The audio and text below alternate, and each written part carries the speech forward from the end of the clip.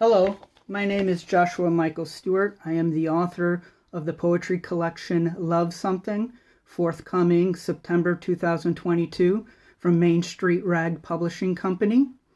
Love Something is a collection of homages, odes, tributes, eulogies, love letters, and poems of praise. I'll be reading a few poems from the collection, and I do hope you enjoy. The first poem is entitled Yellow.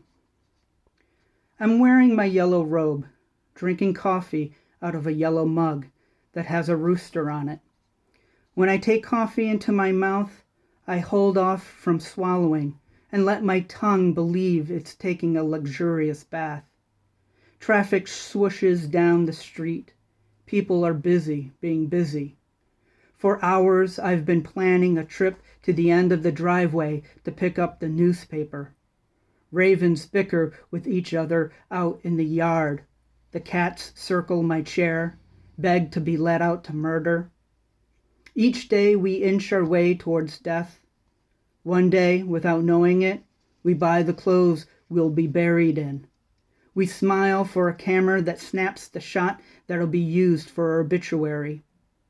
I'll probably die in this robe, but until then, I'm going to eat some waffles that come in a box that's also yellow. Often, when children draw the sun, they'll either use a yellow or orange crayon.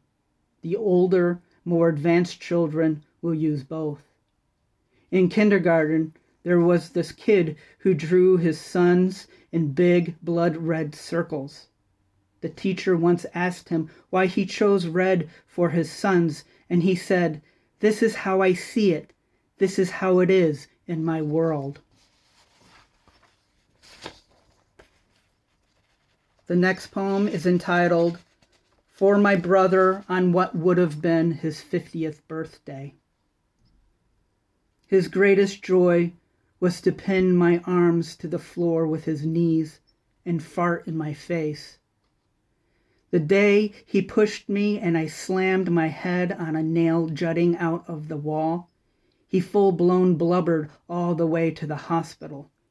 It was my greatest revenge. For years we didn't speak.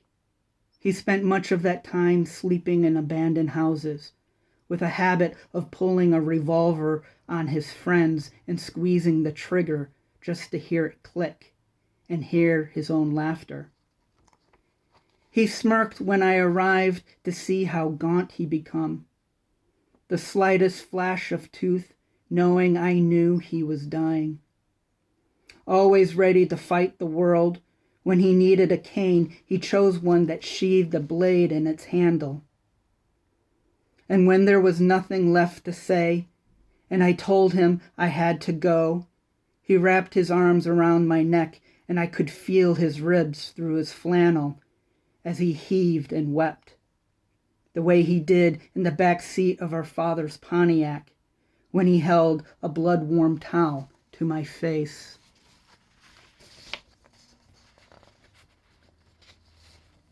This is entitled Elegy for Who I Once Was. Summer, we were walking a country road before dawn, and you were dead. I don't remember your dying, but there you were, dragging your feet, your eyes like the bottom of glass ashtrays. Your breath, I said it smelled of death, and you just groaned. I felt like an idiot. I never wanted this. I never wanted it to rain. Do you have any idea what a soggy corpse is like so early in the morning? I tried to pick up the pace, but all you could do was slosh down the road. Eventually, we came to a barn and hobbled inside to get dry. Soon the sun was up, the rain had stopped, and the insects were getting jiggy in the fields. You slumped into an empty stall. Sunlight beamed through the slits in the boards, and the dust of your body mingled with the dust of the barn, the outside world, and possibly me. Despite the decay, you looked lovely disappearing like that. And I confessed if I wasn't such a fool, I'd love you right down to the bone. Vultures usually do. It was the first thing you said all morning. This will be the last poem I will read. This is one of the praise poems, which is a series in the book, and this is entitled November Praise. The smell of ferns and understory after rain, the tick-tick of stove, flame under kettle, Bing Crosby and not just the Christmas records, cooking meat slowly off the bone, and every kind of soup and stew. To come this close to nostalgia but go no further, leaving behind the boy who wore loneliness like boots too big for his feet. That time of evening when everything turns blue in moonlight, when darkness has yet to consume all for itself.